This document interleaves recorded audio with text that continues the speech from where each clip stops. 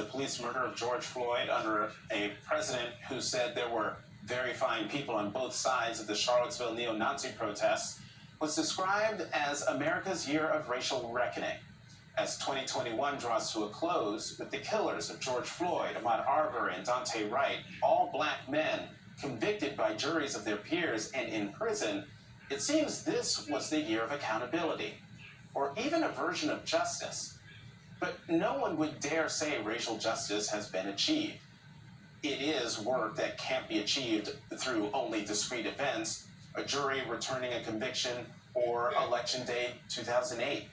It is a longer-term project and a broader one that encompasses not just the neo-Nazi who murdered Heather Heyer in Charlottesville, but all the people who marched with hate in their hearts, the president who defended them with his both sides equivocation, the people who put that president in office. And let's be clear, racial injustice is a wrong done to all of us. But how is that wrong righted? How's it repaired? I found myself thinking about this after a meeting with Virginia Governor Ralph Northam before Christmas.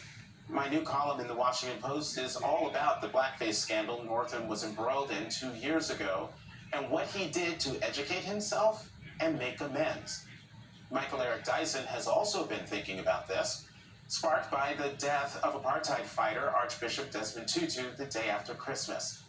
In a New York Times column, Dyson writes about a notion of restorative justice that includes but extends beyond punishment.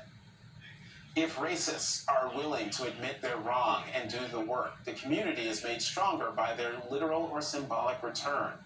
Punishment may feel cathartic to those harmed by a wrong action, but it may not achieve real justice. The moral intent of restoration is to create a flourishing community that acknowledges the wrong done, holds wrongdoers accountable, and invites them back into the community from which their offense estranged them. Thus, black activists may gain an ally in the effort to combat racism. If white people forgiven their errors are welcomed back, the burden on black people is, by that measure, lessened. Joining me now is Michael Eric Dyson, Distinguished Professor of African American Studies at Vanderbilt University and author of the new book, Entertaining Race, Performing Blackness in America.